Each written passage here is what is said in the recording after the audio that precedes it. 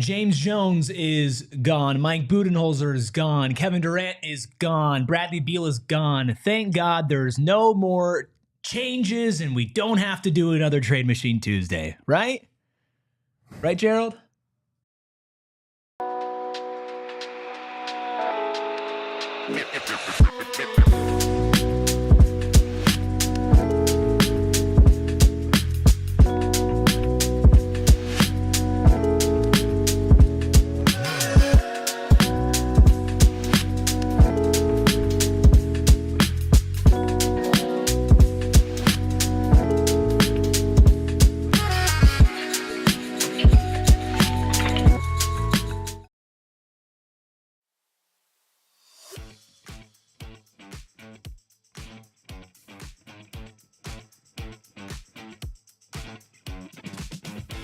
You thought we were done with Trade Machine Tuesdays? You're wrong. Psychos and sickos unite for another Trade Machine Tuesday edition of PHNX Suns, coming to you live from Studio K, presented by Circle K. Join the Inner Circle for free by downloading the Circle K app. Today, terms and conditions apply at participating locations, and we're all participating today. The whole crew is back. I'm Eric. That's Gerald. We got Steven and the Juice Man back behind the Mac, making all of the magic happen. Shout out to the freckled Mamba. We missed you, and we missed Trade Machine Tuesday. We have 10 trades the Phoenix Suns have unlocked now that they are under the second apron. Of course, this goes alongside Gerald's article over at gophnx.com. But before we dive into it, some housekeeping. Hit the like button. Hit the subscribe button. If you're listening on audio, 5-star reviews go a long way. And if you're watching on TV, hi. Don't change the channel. Thank you all for being here. Gerald, they thought we were done. They said, you can't do another Trade Machine Tuesday. And now we're proving the doubters wrong. They underestimated how much I hate myself. No, that was the tagline after you watched every single turnover for the Phoenix Suns in one season. Yeah, that one was worse. We can do a Trade Machine Tuesday every now and then, especially because a peek behind the curtain. Steve and I were talking about this the other day. The Suns, now that they are waving and stretching Bradley Beal and have ducked beneath those aprons, they've freed up a whole new level of flexibility. So it's kind of like having to relearn how trade rules work again under the new CBA, because before they were very limited in what they could do. But Steven, are you excited to jump into some Suns trades today? Tired. I love it, man. Big existential sigh. Tired. But yes, I do think there's maybe not in the immediate future, but I think there are some things that we can get into on today's episode that might be relevant for the team going forward. Yeah, and honestly, I wouldn't blame anybody if they didn't want to make any massive changes to the roster. And realistically, some of these trades we'll go through today, Gerald, you just can't see the Suns making right now, and maybe partially through the season we can revisit some of these, and some of them do feel a little bit more realistic. Obviously, Brett Siegel joined us last week talking about Grayson and Royce O'Neal. Of course, we'll talk mainly about those two, but we do have some that involve a more key piece to the Suns roster. Is there any disclaimers? I know you're Mr. Disclaimer when it comes to Trade Machine Tuesday. Is there anything you want to get off your chest before we dive into these 10 trades? Yeah, as always, I say this before every Trade Machine Tuesday. This is not about what I want the Suns to do or even necessarily what I think they should do. It's mostly kind of just a thought exercise to give you guys an idea of what is possible under the CBA, what works financially, and try and give some insight into, okay, what the Suns need and what this other team needs. Because I think a lot of times when a fan base comes up with trades, it's very much, well, this guy would be great for us without thinking of the other side. So we want to do that. We also should acknowledge that if the Suns do acquire a player via sign and trade, they are hard capped at the first apron. So that's $195.9 million that they could not cross that amount at any point for the upcoming season. So something to keep in mind when we do talk about certain sign and trade targets to keep in mind. And you can hard cap yourself at the second apron as well if you aggregate 2 or more players in a trade for salary matching purposes. If you send out cash in a trade, if you send out a player via sign and trade, we don't have to really worry about that with the Suns. But it's worth noting that in any of these trades where the Suns are sending out multiple players for salary matching purposes, they are automatically hard capping themselves at $207.8 million. That's not an issue because the Suns want to stay below that second apron anyway, but just so everyone's aware of that. We have the voice of reason, Smelly Garage Fluid, in the chat saying, I'm here as a third party to let y'all know what's delusional and what's reasonable. Thank you. Gerald, this first trade we're going through made me delusional when you even brought it up yesterday. Mm-hmm. So, Steven, I'd love to hear your thoughts on the Suns receiving former president of the NBA basketball player at the NBPA. Yeah. Sorry. Mm-hmm. I don't respect him. CJ McCollum for Grayson Allen and Royce O'Neal. Is this something, Steven, like, listen, obviously I'm biased and I'll rip into this in a second, but from a non-biased basketball perspective, is this something the Suns should even consider? Nope. And I said nope because what is he bringing different than anything that Jalen Green and Devin Booker already have in terms of what is overlapping between those two? He's bad at negotiations. And he brings that with significantly worse defense than either of those two. So, yeah. I would appreciate having a mature head in the room outside of just Devin Booker and players like Mark Williams. But at the same time, is it worth giving up two of your highest ranking assets that you have on your roster right now for someone that's coming off of a not good season, putting that nicely, that ultimately ended up with him being traded from a team that wasn't doing well to a team that's arguably the worst in the league right now? I don't think it's worth it right now. I don't think it makes sense after you traded for Jalen Green. I think it might have made more sense. I think that in a vacuum, CJ McCollum's a better fit next to Devin Booker than Jalen Green is, but he's also, I think, turning 34 in a few months here. And like he's been a 20 points per game scorer for 10 straight years now. Like he's been consistent. I think he's a little bit more efficient with his three ball, with getting to his spots, but he hasn't become a star for a reason. And like you said, Steven, the defense is a big thing.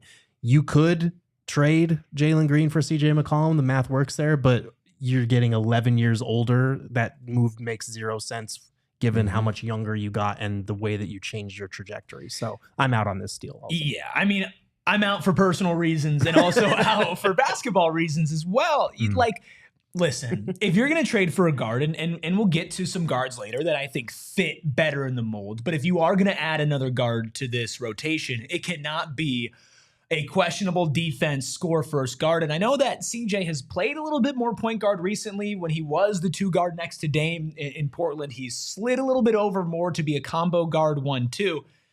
You just don't need that in here. And as much as some fans, including myself, might be ready to move on from Grayson Allen or Royce O'Neal for the right deal, I don't want to trade them for a guard like that. Maybe a different guard who can help defensively or that can help with distributing the ball, but he's just too overlapping, and also I don't respect him as a negotiator, and I don't want somebody on this team that I don't respect. He screwed the Suns over, man. I mean, seriously, he did. He did. And the last time we traded for a guard from the Washington Wizards, that was a consistent 20-plus point per game scorer over a decade. It didn't go too well for us either, even though we'd probably be trading less here. But let's go from a guard to a forward, but somebody who has made their way in the NBA for a long time. It's the Suns and the Spurs, rivals turned trade partners.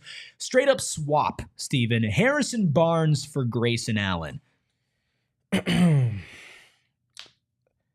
have a question for y'all, actually, on that one. Because just in kind of thinking over it, I talked about the Spurs wanting Con Knipple in the draft desperately. Gerald and I also talked about Cam Johnson being a sneaky candidate for them. Obviously, they struggled on both of those two. They need shooting in the room. Yeah, players that are going to be able to do so and be comfortable and not having had the ball to dribble for 7-8 possessions in a row. Every catch is either a quick decision to move it or shoot it. Grayson fits that for them. But the question is for the Suns, is Harrison Barnes good enough to be your starting four? The caveat is, for as well as he played last season, play with Chris Paul. That comes with a certain type of shot diet, in addition to playing next to Victor Wembanyama, that the Suns just cannot replicate. For as great of a playmaker as Devin Booker is, for as great of a roll gravity type of center Mark Williams is when he's healthy, those pieces can't replicate having Chris Paul and Wembanyama. So does the Suns context have copy and paste ability that the Spurs did last season for Harrison Barnes, who had a career best season from deep? I think no, in that sense. I still think Harrison Barnes would be the best four that you have right now. But for me, I'm not sure that I would do this trade without like at least a second or two attached because I think like Harrison Barnes would be the best starter at the 4 spot that you have, but I would rather see those developmental minutes go to Ryan Dunn, to Rasheer Fleming, to Nigel Hayes-Davis, even just to see what you have there. So as much as I think this trade makes the Suns a better team and makes their starting 5 a little bit better, I think for an expectation standpoint, I'm okay with the team not being as good as long as it's pouring developmental minutes into those younger guys. I think if you're getting something back, like you said, Gerald, if you can get 1 or 2 second-round picks in here, and I think Grayson Allen's a great fit for the Spurs, especially like for them, they've got their bigs, they've got their power forwards, right? And I think for him, like he can play alongside really any lineup they throw out there. I don't know if San Antonio would be willing to part with some picks, but Grayson Allen's also younger. Like, I don't think he matches their timeline, but he's closer to their timeline than a Harrison Barnes. And obviously they just shed Chris Paul because he chose to go to LA. So they would overall get a lot younger by losing CP3 and then trading for Grayson Allen. For the Suns, there's a lot of people in the chat talking about Nigel Hayes-Davis or Rasheer Fleming. They're like the saviors at the 4. And while long-term, I agree with you, Gerald, I think Harrison Barnes is a great guy to mentor Rasheer Fleming, personally, as somebody who's developed his offensive game and has had multiple different offensive roles throughout his career. I think with Nigel Hayes-Davis, as much as I do believe that he could be an NBA player, I can't bank on him being the savior at the 4 for this team. Like, he's had a great overseas career, and maybe he is the next PJ Tucker. Maybe he is the next Gershon Yabusele. We haven't seen him play an NBA game this decade, and when he played last decade, he wasn't good enough to stick around. So I would do this trade if it's 1 second-round pick involved. Going back, I would just do it because it's not like you're going all in. You're receiving an asset, and I just think you even out your roster a little bit. But that's just me, personally. And you could, like, maybe you start the year with him starting at the 4, and then one of the younger guys, Ryan Dunn, Rasheer Fleming, like, it's undeniable they need to be getting more minutes, getting minutes ahead of him. You can play him as a 3. Like, he's not as quick as he used to be. He's not suited for guarding the 3. But if you're bringing him off the bench at the 3 or the 4, whatever you want, multi-positional defenders, it's not a terrible trade. It's a very unsexy trade, though. I'll definitely say that. This is the Shams tweet, Steven, that gets people saying, like, shut up. Underneath it, they're like, no one cares. But announce other relevant players. I do think that would be a good trade for San Antonio, though, because they really need shooting. 100%. And I think they will be aggressive in the market at some point during the season to go and get someone from that archetype. Yeah. So we need a starting 4, I think, is what our conversation here has turned into. Now, can I interest you in a more athletic starting 4? The Pacers clearly are not going to be going anywhere this season without Tyrese Halliburton, at least not to where they went this season. Would they be willing to trade Obi Toppin and Ben Shepherd for Grayson Allen and Nick Richards? Steven, does Indiana even entertain this? Is Grayson Allen good enough for them to think about getting rid of Obi Toppin, who was an integral piece to their near championship run this past season? I don't think they budge on what they built last season because they had to get theirs literally out the mud and figure it out. A lot of philosophy changes, offensively, defensively, putting both of those in tandem. Obi came to them in that exact time where there was overlap in the transition.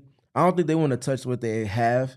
If anything, they're just going to be looking after Miles Turner went to the Bucks to figure out something at the 5 long term. So I don't know if they entertain it. They got Jay Huff, and I feel like that was about as much as they'll probably do and just figure out what they can do next season. It's going to be a very developmental year for everyone independent of Tyrese Halliburton. So I think they're going to just err on that part of it.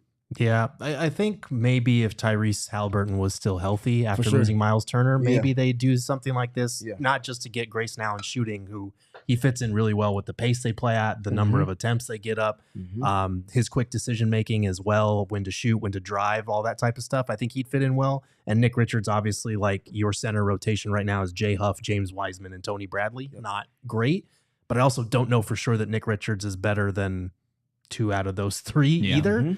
And I think Obi Toppin, like Rick Carlisle, the way that they used him was really good. Like they got the most out of him in a way that a lot of Knicks fans thought that they might be able to do. So I think Obi's off limits in this type of deal. Would love it though. I mean, clearly I think he'd be like a perfect 4 for this team. He'll run the floor. He'll have the pace. He can defend well. He'll be a rim runner. He's developed his 3 ball. He's grown a lot since he went to Indiana and got to spread his wings, and maybe he'll grow some more. Maybe it won't be as effective as far as wins and losses go without Tyrese Halliburton, but Offensively, he might be able to show out. Yeah. Now, in the modern NBA with the CBA, that the first person we talked about in this show had part in it, CJ McCollum. I don't even want to say his name. He's like my Voldemort. CJ McCollum. I hear you. Obi Toppin's going to need to get paid at a certain point. Sure. And if he has an incredible season for a Pacers team that gives him more leeway, they might not be able to afford to keep him. Now, do you say we'll take a reliable contract that has an NBA skill, one of the best in Grayson Allen in his shooting, and then we'll add somebody into our center rotation that maybe can develop? He's still young. He's shown flashes, even if he's not great. I also think that the Pacers throwing in Ben Shepherd here is not a small deal. Obviously, he's not a great player, but he is somebody that I think is part of their identity and part of their rotation. So that was a couple of people mentioned that in the chat as well. The deal does not work if Ben Shepherd is not included because the salary is too much. You'd probably have to take Nick Richards out of it to make that work. And then at that point, I don't think Grayson for Obi Toppin and straight up is something they consider. And to your point, Obi Toppin, he's under contract for the next 3 years. He is extension eligible in 2026. So we'll see how that goes. So at the end of next season, he's extension eligible. And but he does still have 2 years left on his contract still. Yeah. So. But it's a big year for, it's not a contract year for him, but if you're extension eligible and you have a great season and you play, really well in a deteriorated type situation in Indiana, you're going to be demanding for a pretty high extension. And then at that point, do they look to trade him? I don't know. At this point, I think this is pretty unrealistic. This might be one of the more unrealistic ones that we talk about today. But if the Suns were to find a way to add Obi Toppin to this team, he would be maybe one of the best options we've talked about as far as a starting power forward. One last thing. The problem that we are going to continue to cross with a lot of these trades, and I left a lot of names out that would make a sense for the Suns, is because they don't have a tradable first-round pick. They do have a 2027 extra first-round pick, but because of the Ted Stepien rule, because they owe their 2026 pick to another team, because they own their own or they owe their own 2027 pick to the Rockets, they cannot trade their 2027 extra pick that they have because then they would have back-to-back future drafts where they've traded away picks. They can trade that 2027 pick after the 2026 draft ends because then it's no longer a future draft. It's the current draft.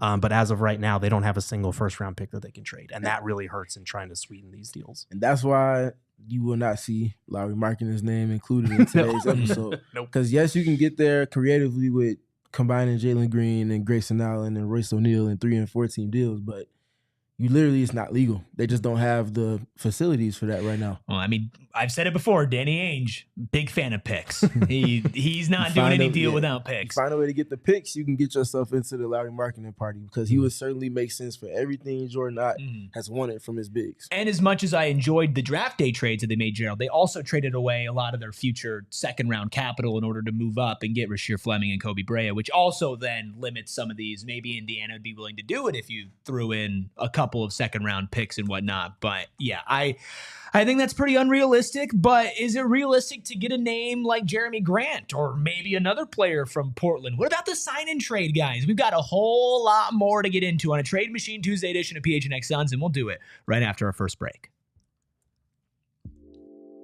Whatever the moment, it's never ordinary over at Bet365. You might be thinking to yourself, but Eric, it's not the middle of the NBA season. What does Bet365 have? And I tell you everything, especially MLB with their early payout offer right now with Bet365. You're a winner if your team goes up 5 runs ahead with an instant payout on straight bets and parlay selections marked as winners. All you have to do is download the Bet365 app, use code PHNX365 when you sign up, and that's not all. New customers now get $150 in bonus bets when you bet $5, win or lose. Sign up, use code PHNX365, deposit 10, place a bet for 5, and you get $150 in bonus bets if your bet wins or loses. Bonus bets can be used on the spread, totals, player props, futures, and more. Whatever the moment, it's never ordinary over at Bet365. You must be 21 plus and physically located in Arizona. If you or someone you know has a gambling problem and wants help, call 1-800-NEXT-STEP, text Next Step to 53342 or visit problemgambling.az.gov. And I know what you're thinking, Eric, you look so good. And I'm going to say, yeah, of course, but it's not me, Gerald. It's the hat. It is the hat. It's always the hat. You look good too. Thank you, but it's the hat. It's mostly the hat. It's basically only branded Bills. Whether you need snapbacks, truckers, fitted, beanies, or tees, Branded Bills has you covered with performance and style, and not many brands can mesh the two as well as Branded Bills. They're a local company out of Mesa, Arizona, but they're going across the country. I'm seeing Branded Bills billboards and hats everywhere. Seems like every hat I see out in public has a little BB logo on the side. There it is, right there. Nice little BB logo, including my closet, which is now overflowing with hats. Megan says, stop bringing home hats. And I'm telling her, no, they're Branded Bills hats. And she understands. Listen, they're a partner with the Phoenix Suns, partner with great university like Arizona State University, and they do charity work down south with the University of Arizona. And right now, you can head to brandedbills.com, use code BBPHNX for 15% off your first order. That's BBPHNX for 15% off your first order at brandedbills.com. And I want to remind everybody that this Saturday, July 26th, PHNX is throwing another pickleball tournament out at Chicken and Pickle, but this time all proceeds, a portion of those proceeds go to Big Brothers Big Sisters of Central Arizona. $35 for a single, $70 for a pair. Show up on the west side, Chicken and Pickle out at Westgate, and show us if you're a real hooper or not. Plus, great prizes, deals on food. Honestly, the food at Chicken and Pickle is good enough to get you out there, but we'll have an indoor pickleball tournament. Yeah, and it's amazing. And a lot of people will be wearing their Branded Bills hats, which Enslow says in the chat, not affiliated, but those hats are actually comfortable AF. Yeah, they are. Girth Jr. says, I'm disappointed in you, Eric. You never wore your aligned PHNX shirt. That's not true. I wore my aligned PHNX shirt when I talked to Sham Sharania, and I went to Suns practice in my Suns aligned shirt. Don't worry. I'll wear it tomorrow. Yeah, I'm less crazy about that one. But yeah, it's okay. Brian Gregory did see the aligned shirt. I'll wear it tomorrow for you, Girth Jr. I'll wear it for you. There you go. Okay. Let's stick with power forwards. Let's do it. And let's go to the Portland Trailblazers. Yeah. Jeremy Grant for Grayson Allen and Royce O'Neal. Gerald, why would either side do this? I don't know. I mean, the Blazers would. The Blazers. Moving on. So the Blazers would do it to get out of Jeremy Grant's contract, but it's worth noting that Royce O'Neal and Grayson Allen are under contract for 3 years still as well. It's for a lesser price for two players instead of one. They're guys that they could potentially flip depending on what the hell their season looks like coming up, because they are a young team on the rise, and they could use veterans who can shoot the ball, who can do a little bit of everything. At the same time, if the rebuild doesn't, take flight like I think they're hoping this season, they could easily ship those guys elsewhere. For the Suns, this is about trying to be as competitive as you can this season, because Jeremy Grant is one of the few, I think, starting caliber fours that the Suns could actually trade for with Grayson and Royce without having to attach picks. But he's under contract for 3 more years. Gross. And over $100 million. It's a lot of money for a guy who's 31, who has not, made that leap to where you thought he would be. A couple of years ago, he was a great two-way player, a guy who could create his own shot, athletic, would fit in really well. I think we're past that stage at this point. I would be moderately interested in taking a flyer on Jeremy Grant. Okay. And I say that because when he was in Detroit, that's when the peak of his 3-and-D powers kind of surfaced, and he got the attention he did, which ultimately led to the bag that he's received from Portland. Yeah. Now, you get to Portland, and even though it wasn't that big of a leap downward from Detroit in terms of where they were and where they were trying to get towards, the context was completely different. Yeah. He had the ball in his hands significantly more. The defense around him wasn't the same. I imagine if he was with the Suns and what they're giving up in this deal, he would have pieces around him to help insulate him defensively for him to be his best self, but also do the exact same thing on offense, creating more catch and shoot opportunities. And the hallmark of his game, playing off of dribble handoffs. Guards can get it to him in that context. Dylan Brooks will be able to do so. And obviously, Mark Williams and Malowach and Nick Richards are good with that as well. I feel like the context would benefit him being with the Suns and Jordan Ott's system and with the pieces around him. I think Jeremy Grant, the player at the 4 for the Suns with a stretch big option and somebody who can create his own shot, he'll take a little bit of pressure off of Devin Booker. Like, the idea of Jeremy Grant, even though he is 31 years old right now, I think fits with this team. It is the contract. That is the big problem here, because we were just celebrating getting off of Bradley. And by getting off of, I mean turning him into a 5-year problem at a lower price a player who was past his prime, who was getting paid max money. And that's what Jeremy Grant was getting when he hit free agency, was the most that he could possibly get. And if you talk to Blazers fans or listen to Blazers fans, they're not too thrilled about the fact that he's under contract for that much. Now, can Portland maybe attach some draft assets to take on Jeremy Grant? Is that something that maybe would interest me more? Sure. Would I do it for one more second round pick? No. Would they be willing to do anything more than that, Gerald? I don't think so.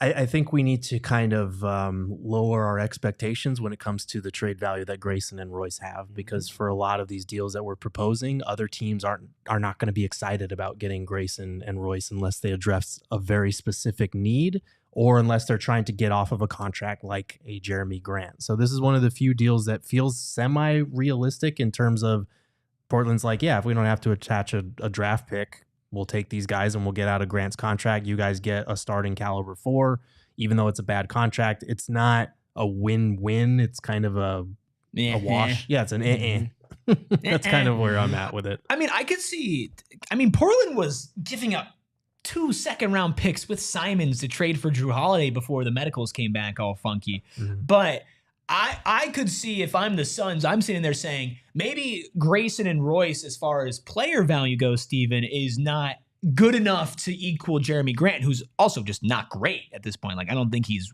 leaps and bounds ahead to that point. But you're getting such better contracts. Like, Royce O'Neal's on a good contract. Grayson Allen's on a good long-term controlled contract. Dumping a first-round pick to get rid of a bad contract is kind of standard practice in the NBA. It is. And to answer the question in the chat, would the Blazers do this? Absolutely. For one, because of the value of the contracts, you can flip those pieces. In addition to having Jrue Holiday, who's probably not going to be around for more than a season there, I'd imagine, you can combine those two and you can get some significant returns back for those pieces. But also for the team that they have, where they're going, they're trying to get more shooting around all of the guards that they have on their roster right now and the big man. So, yes, they would do it, and it would obviously be doing them a favor. Can you get a pick from them in this deal? That's my question. Can you get it first? If you can, absolutely, you do. Probably not a first. But okay, I don't know if you get a first. Probably not a first. Maybe I think you could get first. Maybe like 2 seconds. You can get 2 seconds. I wouldn't do it for. I would only do it, and I'm not saying they would do it. I would only do it if there's a first round pick in the next 3 to 4 seasons attached to Jeremy Grant.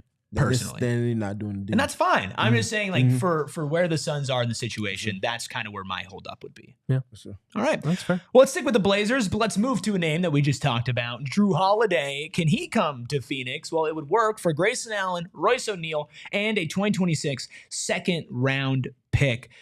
This guy was just traded back to Portland. Now, they had to knock off 2 second-round picks because of his medicals, Gerald. But on paper, Jrue Holiday is like the perfect point guard to put next to Devin Booker. He is.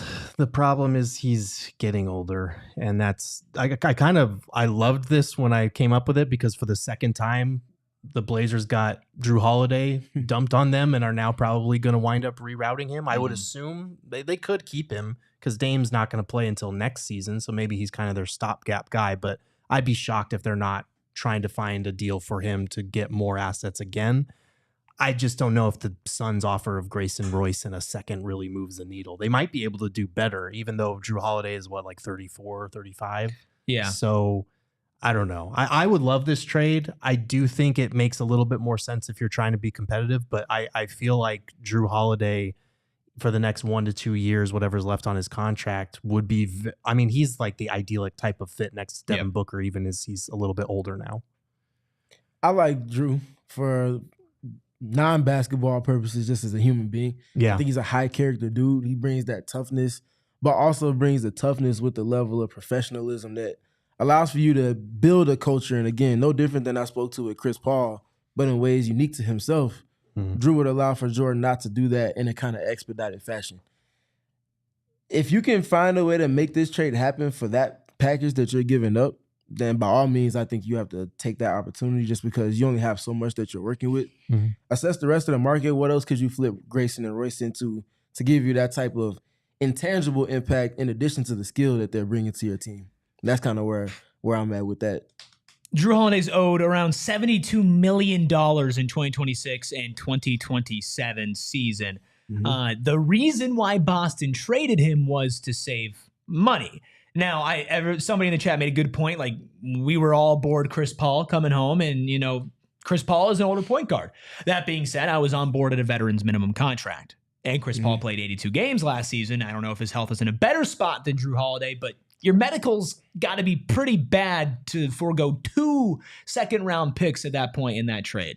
Like, there's something up with him. Then you also have the Jalen Green question. Now, there was a trade earlier that you said CJ McCollum and Jalen Green works. I think there's still too much overlap there. There are other Jalen Green trades that we'll talk about later in the show, Gerald. But there would have to be a move in conjunction with this. And for the Suns, I don't see them doing this move because I think they are putting a lot of their cards on Jalen Green and saying, go prove people wrong. And then maybe at this point next year, we can realistically talk about the Suns are looking to move Jalen Green. They are. This is another deal that made more sense before you went out and got Jalen Green, who the Suns, they're very high publicly and privately on their fit together.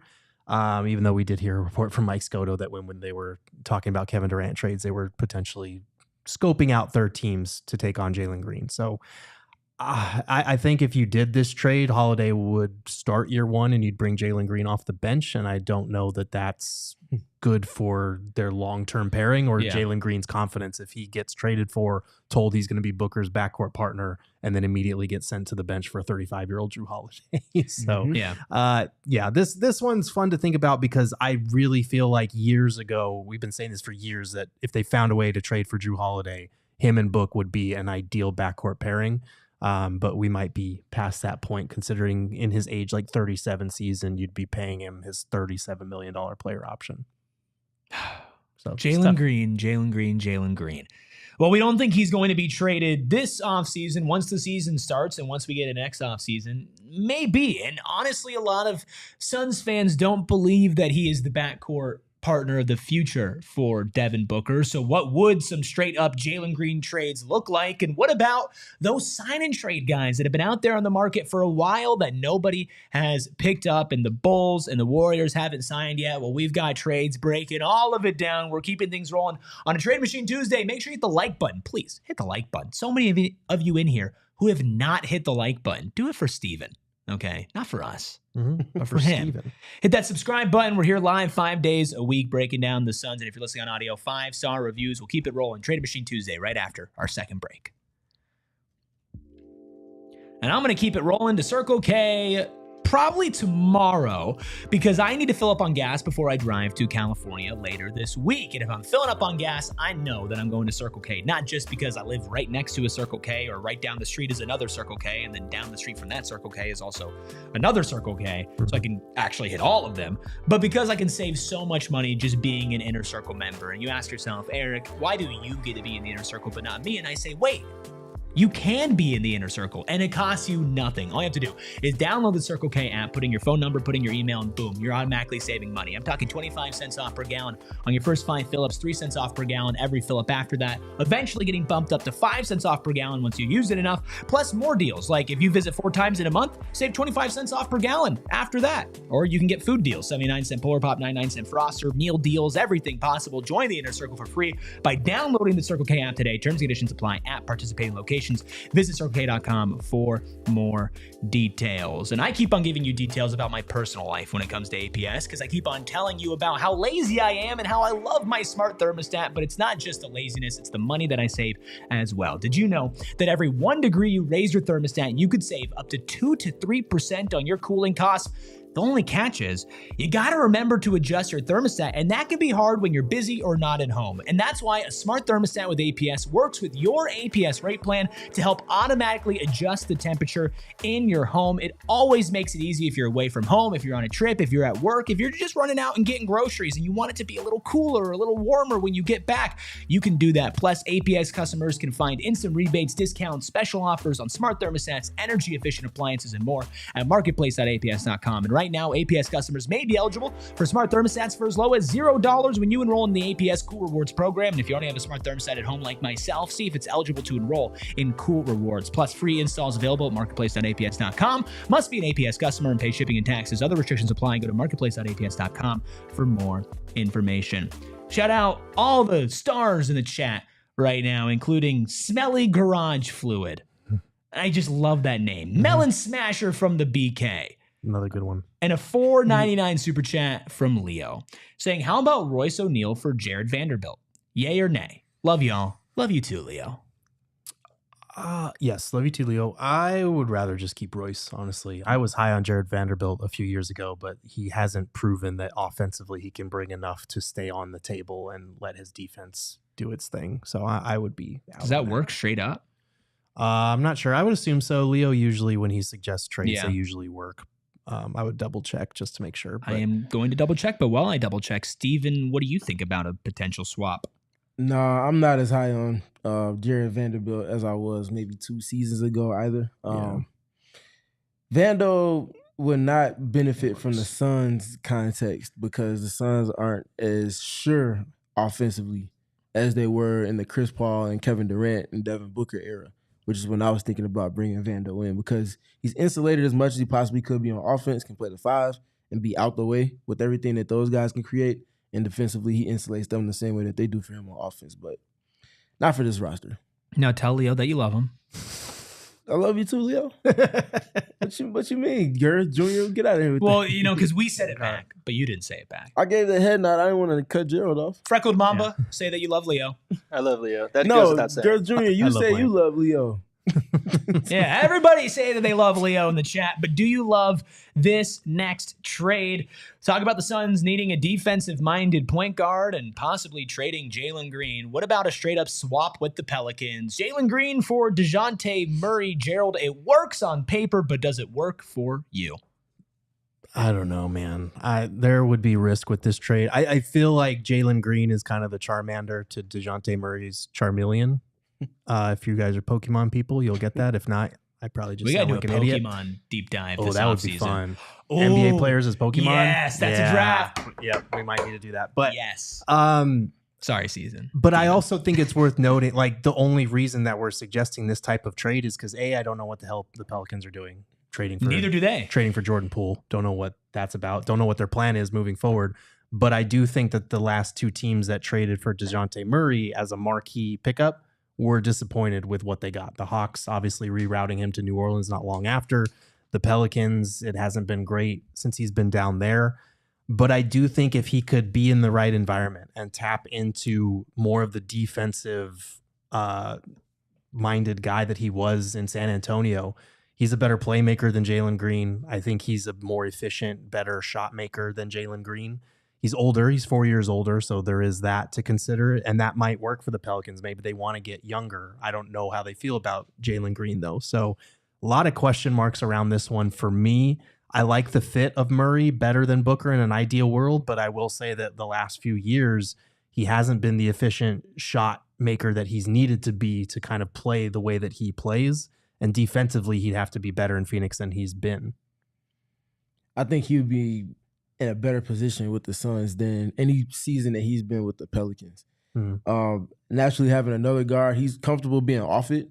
The shots that he would be able to take with the Suns off of Devin Booker would naturally play directly to one of his skills that can be a strength. And I think Devin Booker would, in turn, extremely benefit from what he could provide on the defensive end.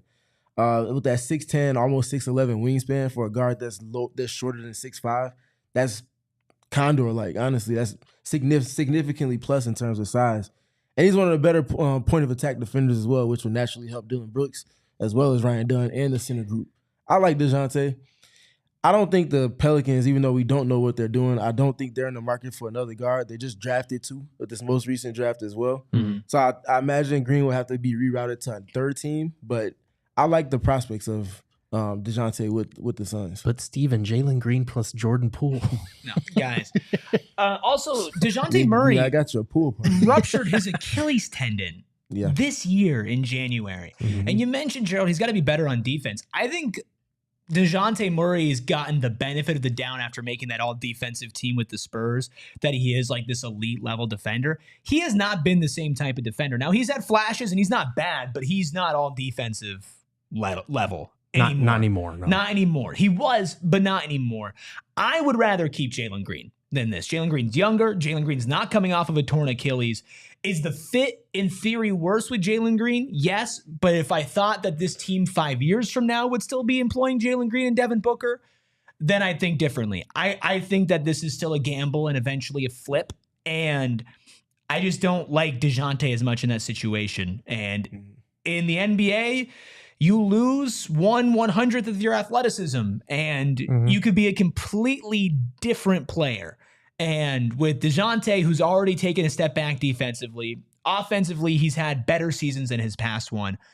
Older, coming off of a ruptured Achilles, I wouldn't do this. Yeah, I wouldn't do it. I think we buried the lead. I probably should have led with the fact that he is coming off the Achilles thing, so he would not be able to play for a while. So this is more of a long-term type of acquisition if you like the prognosis of what him and Book would look like better than what you like Jalen Green and DeJounte Murray. And I think that might be why, even if the Pelicans aren't necessarily in love with Jalen Green, they might consider this over a guy that is coming off the torn Achilles. But you're right. We probably should have mentioned that off the top. Yeah. I mean, I didn't say I would not do it, but I do like the prospects of DeJounte Murray with the Suns for those reasons. But for sure, not over Jalen Green. I'd rather have them just keep Jalen. It's a buy low gamble for sure. Yes. And then the fact that you would have to get a third team involved just complicates things even more too. I got a bone to pick with Freckled Mamba. He set the light goal way too low. What is it? 75? 75? What is this? I mean, we're still ways away. We need some help, guys. We need more. The light goal's it can never go below 100. Like for Pokemon. It can never. Yeah. I mean,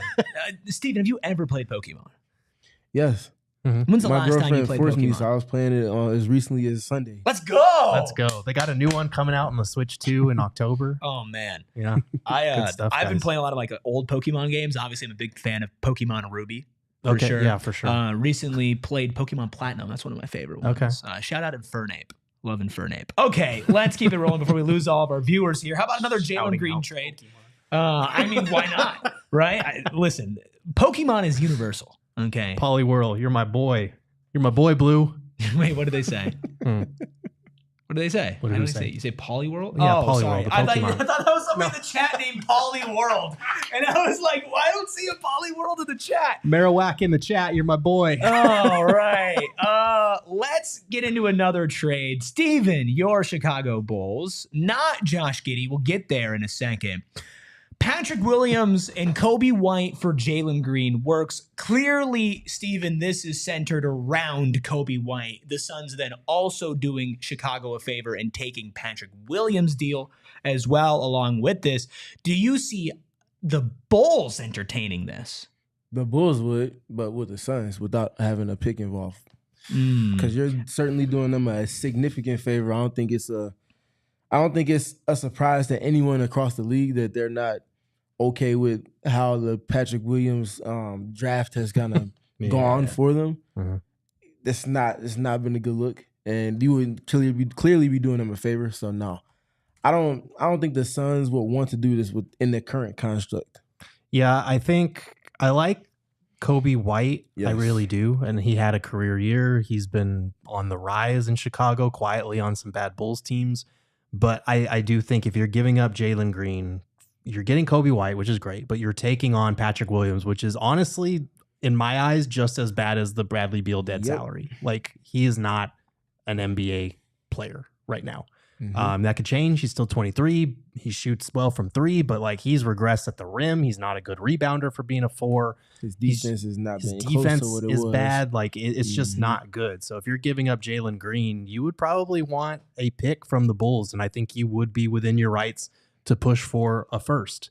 I don't know if Chicago does it at that point. They would have to really like Jalen Green as like their next young dynamic centerpiece to build around.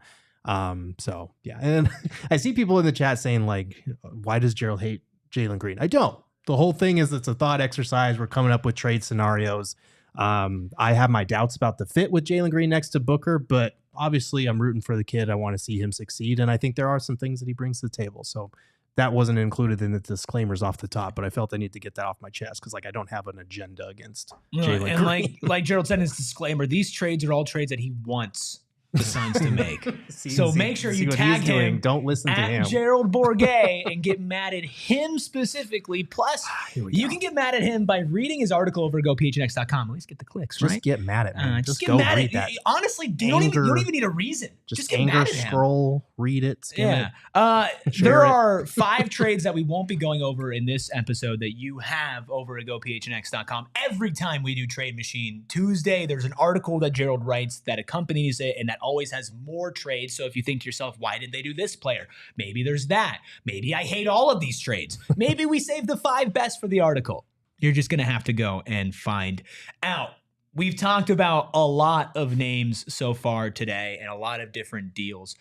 There are 2 names out there in the restricted free agency land that a lot of people have been talking about their ties to the Suns. We've buried the league long enough. We're going to talk about deals for Jonathon Kuminga and Josh Giddey, but we're going to do it after our final break.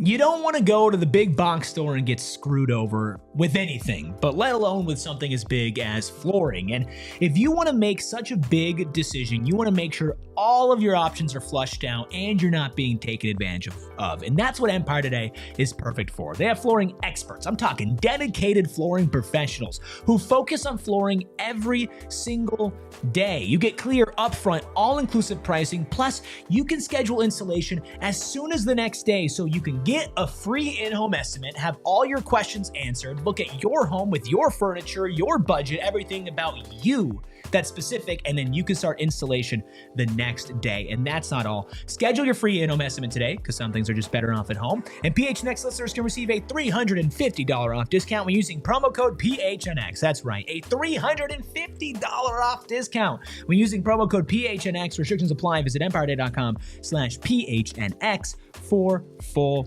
details. And almost out of time to start watching your points pile up over at Mountain America Credit Union. Get double the amount of points on rewards credit card purchases now through July 31st, but it doesn't stop there.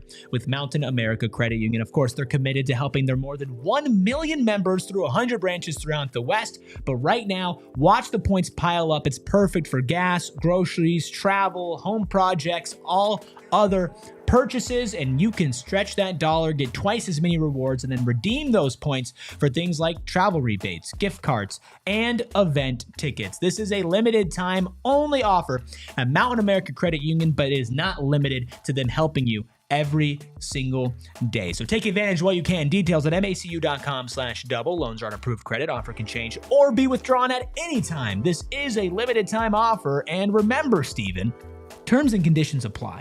And don't you forget it. And don't forget to hit that like button, hit that subscribe button as well. Mr. Oh, let's see the ads. I hate the ads. Yeah. Tony in the chat says, "What's up, chat? Who do we hate today?" Who do we hate? CJ McCollum. That's not new for you. No, but it's true. Man, not new, but it's true. I hate CJ McCollum. That's tough. Who's the Mewtwo of the NBA? Bronny? Mewtwo? And Mew is Mewtwo. LeBron? Mewtwo is way too powerful to be Bronny. Anybody who watches My Hero? Has anybody watched My Hero? Academia? The comparisons of Deku and Bronny to All Might and LeBron. I mean, I could nerd out on that. But there you go. Who is the Mewtwo, Gerald? Probably LeBron. You think? Yeah, I think so. Who's Mew? Mew was probably Michael Jordan. So you're telling me that LeBron James is the greatest basketball player of all time because Mewtwo is more powerful than Mew. I'm not telling you that. You just said that. No, you just said Mewtwo's more powerful. Won with the power of love. Did you watch the Pokemon movie? I did watch the Pokemon movie. Go back and watch Gerald, the Pokemon movie. Mew was the most powerful. You just said LeBron James is the GOAT. I want that on the record. In the current NBA was the question, right? All right, enough of Mew. Let's move on over here. This guy saying he didn't say what he said. Didn't understand Pokemon the movie. Okay, I saw the power of love. It was beautiful. Can y'all get a line, please? No, I know Bronny's not actually Deku, but if you saw like the edits, whatever, I don't care. Shaw said less Pokemon, more Pookie. Oh. Pookie and the Pokey Pals? Pookie and the Pokey Pals, baby. Yeah, Freckled Mamba missed that yesterday. I am now Pookie, and these are the Pals. You are a member of the Pals, by the way. But will Josh Giddey be a member of the Phoenix Suns? Here's a couple ways that could work out. Obviously, Gerald, these are the sign-in trades that you mentioned earlier, hard capping the Suns, which means the Suns would have to pay Josh Giddey whatever amount he is agreeing upon with the Bulls, but Josh Giddey for Grayson Allen in a 2026 second-round pick. How does this work for the Suns? Yeah, so due to the complicated math of sign-in trades and the fact that if you are a team that is above the salary cap but below the first apron, the most money that you can take back in a trade is whatever salary you're sending out plus $7.5 million. That is for contracts between $7.5 million to $29 million. Grayson's contract is obviously in the middle there, so the most that they could take back is like $24.375 million because that's $7.5 more than what Grayson Allen makes. So that means if it's just Grayson Allen and you're doing a sign and trade for Josh Giddey, the most that first year salary would be that $24.375 million figure. You can obviously make it a lower number in the first year, and then the second, third year you escalate it so that he makes, whatever raw figure you're giving him. And it's worth remembering, like we mentioned at the start of the show, if you acquire a player through a sign and trade, you are hard capped at the first apron, which is $195.9 million. So in any of these trades, if you're taking back more than $8.9 million extra dollars, you are getting right up against that hard cap, and you're looking at a situation where you now have 3 open roster spots. So that's not a great idea. And sign and trades can only be for 3 to 4 years. You can't do like a 2-year sign and trade. So all of that being said, to trade Grayson Allen and a second for a Josh Giddey $24 million starting salary, thoughts? I'm not giddy for Josh. No.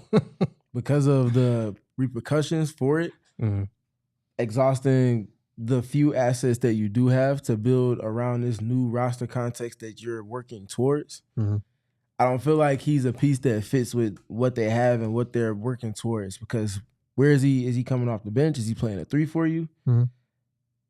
Those prospects don't really match. They don't align with what they're working towards. So for me, it's a no for the basketball reasons, in addition to contractually, if you bring him in under those constraints of a sign and trade, you just got done undoing some of the cap hell that you were residing in the last 2 seasons. You don't want to start incrementally working towards that for a piece that's not going to significantly shift your retool into playoff level type of contention. I don't want Josh Giddey on this team. No. That being said, I do want to play a little devil's advocate here. 21.2 points per game, 10.7 rebounds per game, 9.3 assists per game while shooting 50% from the field and 46% from deep. Those were Josh Giddey's numbers post All-Star break for the Chicago Bulls. He was playing out of his mind basketball, almost averaging a triple-double. In fact, basically like single-handedly cost the Bulls a better pick in the draft. And he hit that crazy game winner against the Lakers. He was an all-star level player post All-Star break. He was hooping.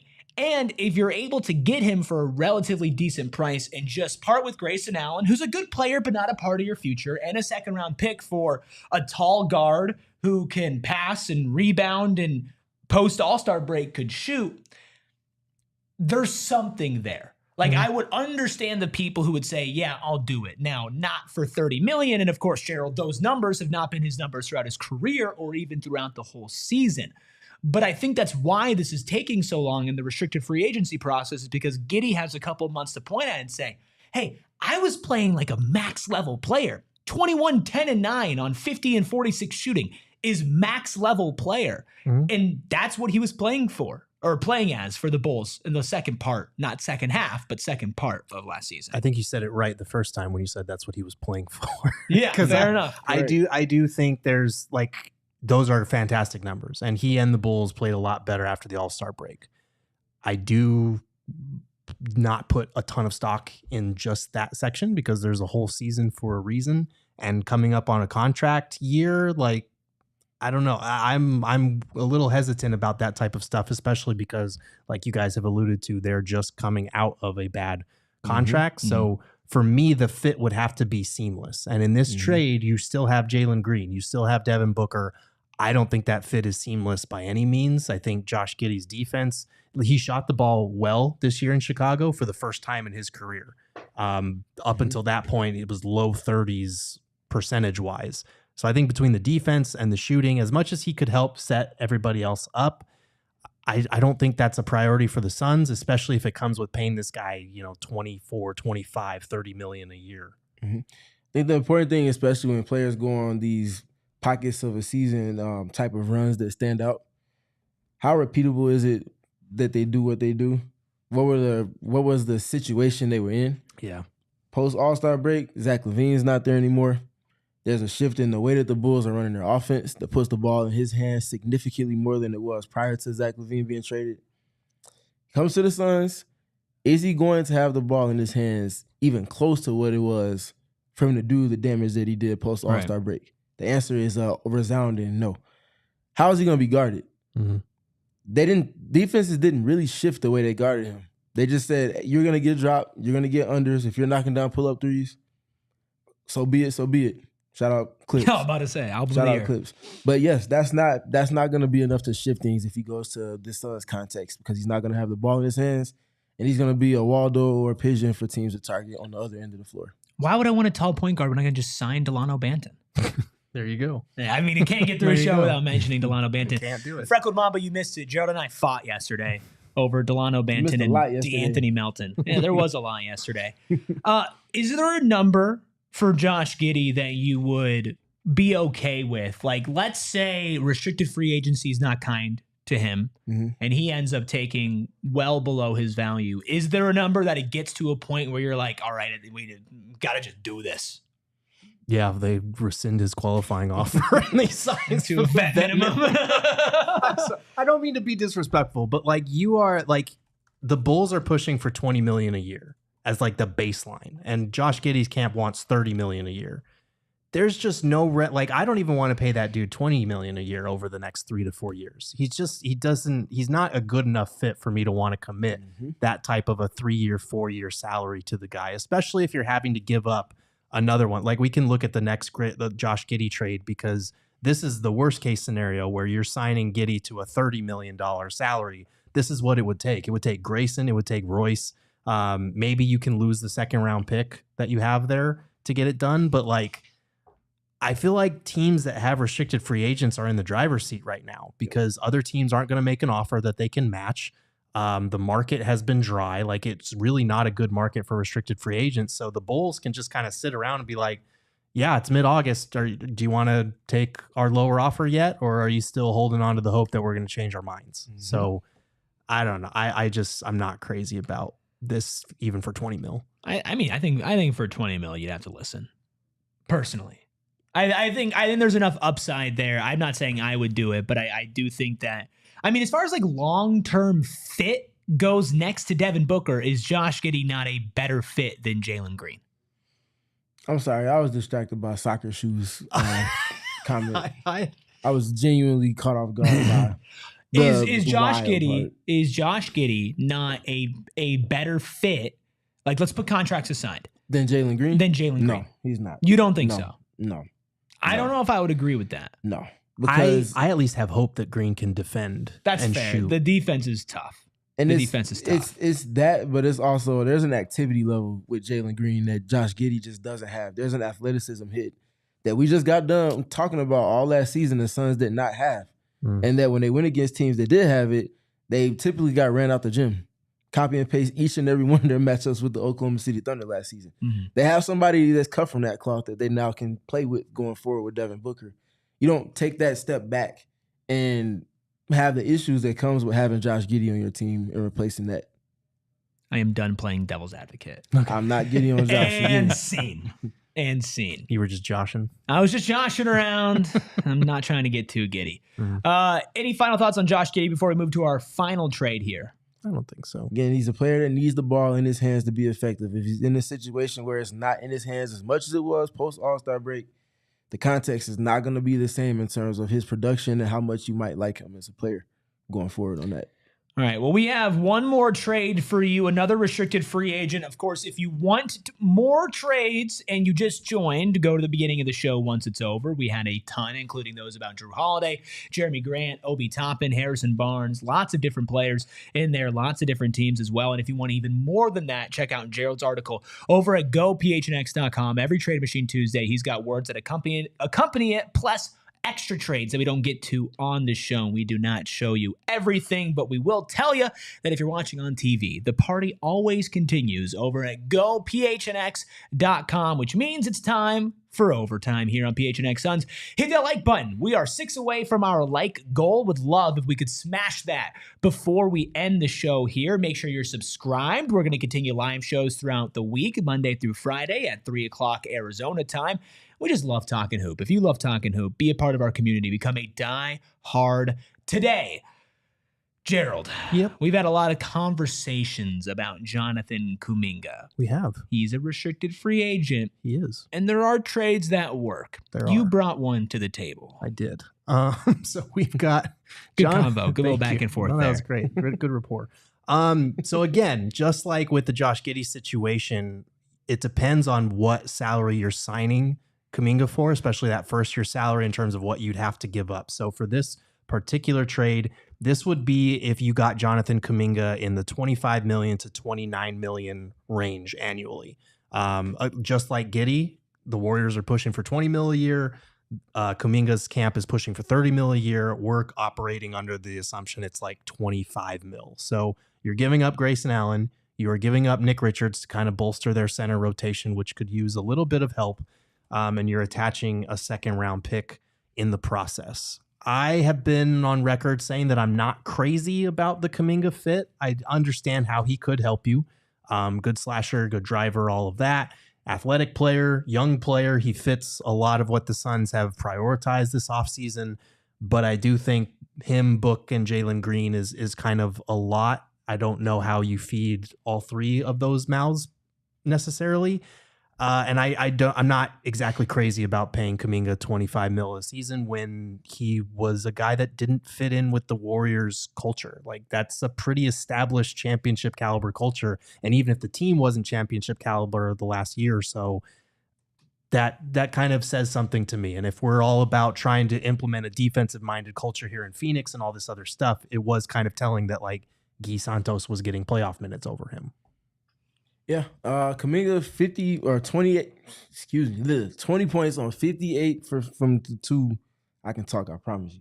40 from 3 and like 70-ish% from the free throw line in the second round against Minnesota last season.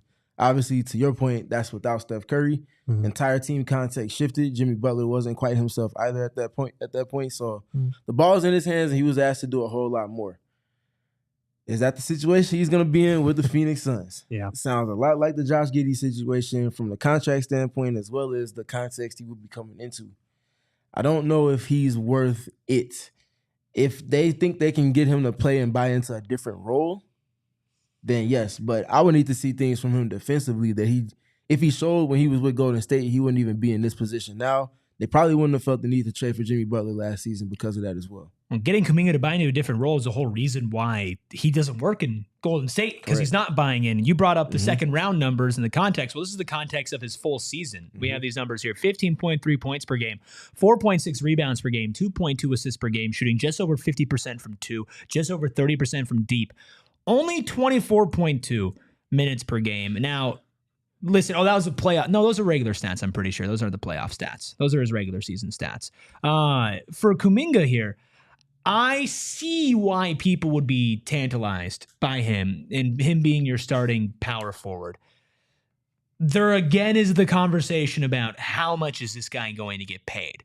Because it does get to a point where if the value is driven down so low in restricted free agency, and we know the Suns are interested because an initial Jimmy Butler trade with Kevin Durant moving brought Jimmy Butler and Jonathon Kuminga to the Valley.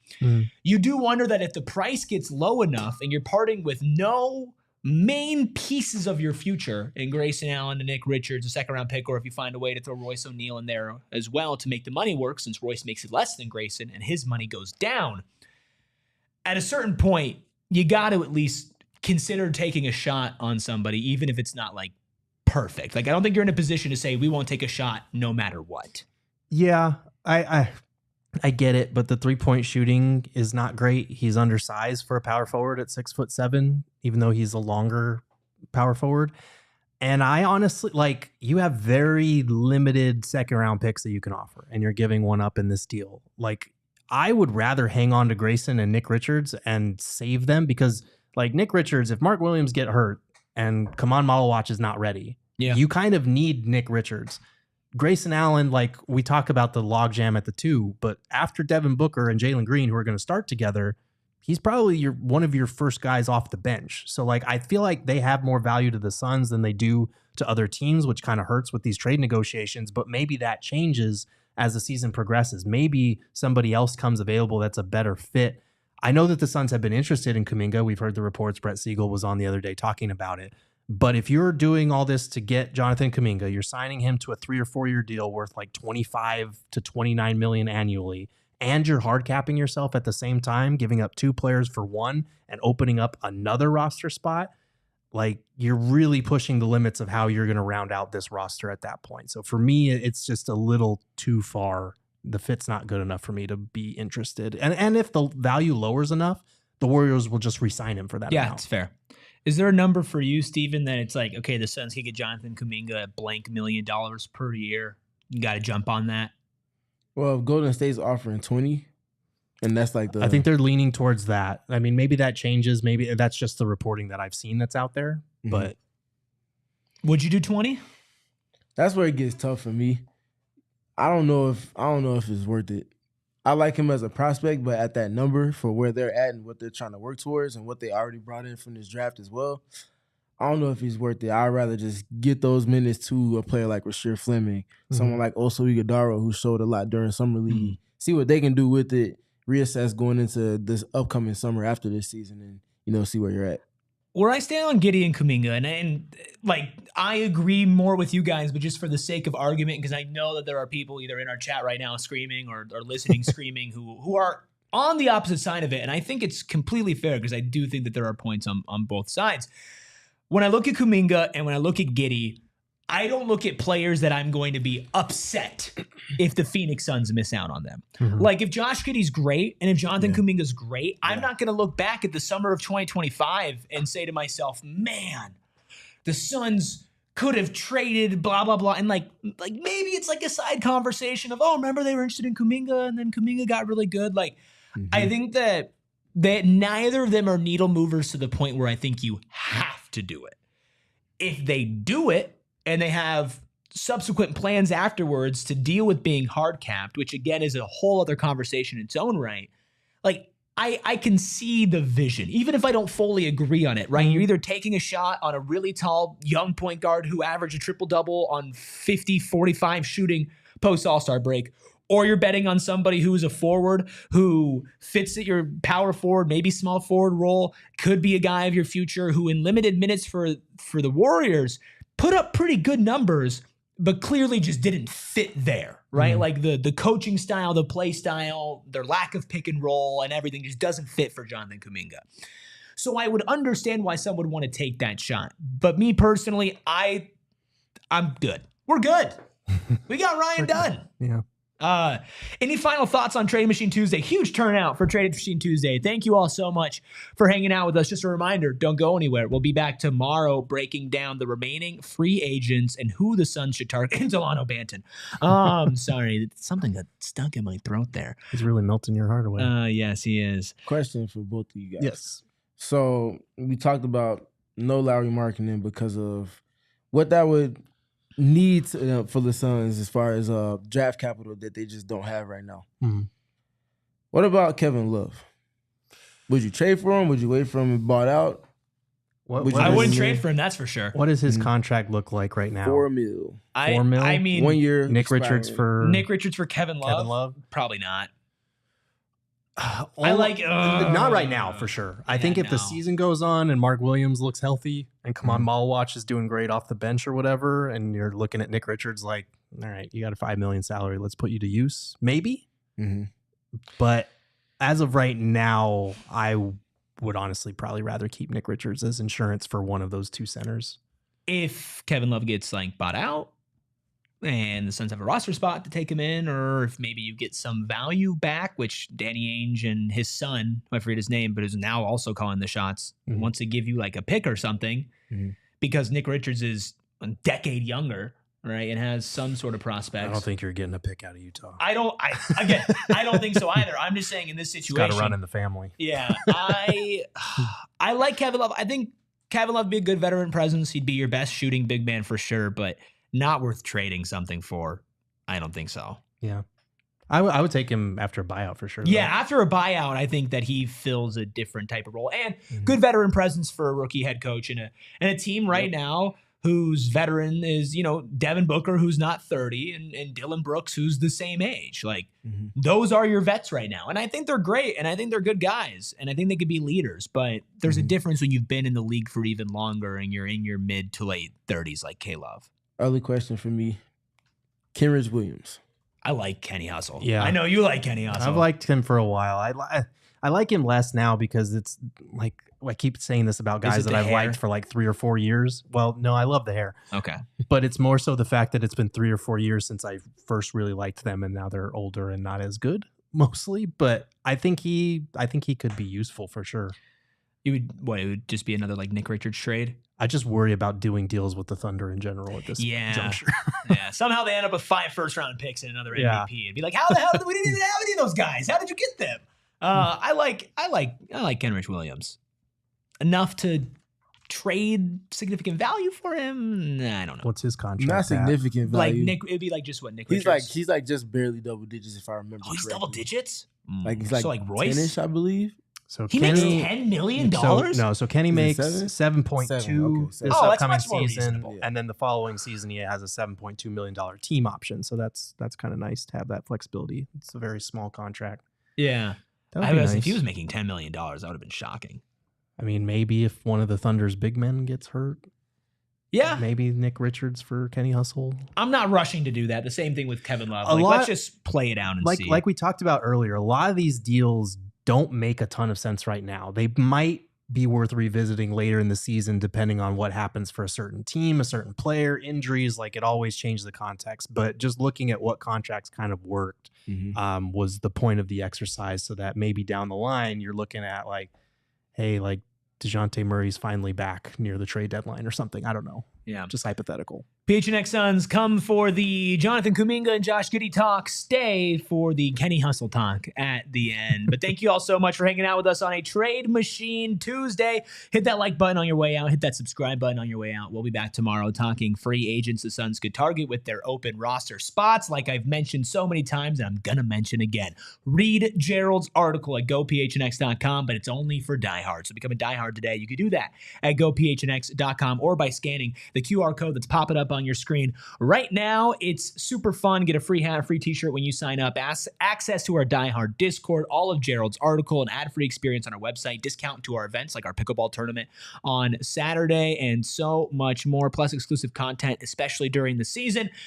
We love our diehards, but we love all of you that are here to support PHNX Suns. And if you want to follow us on socials, you can on Instagram and on Twitter at PHNX_Suns. You can follow Gerald at Gerald Bourget. You can follow Steven at StevenPG3. You can follow the Freckled Mamba at Freckled Mamba. Thank you, Juice Man, for making all those fire graphics and for pushing all the buttons behind the Mac. It's good to have you back, and it'll be good to see all of you back here tomorrow. You can follow me at ERIKRUBY. We'll talk to you then. We all silly like the mayor.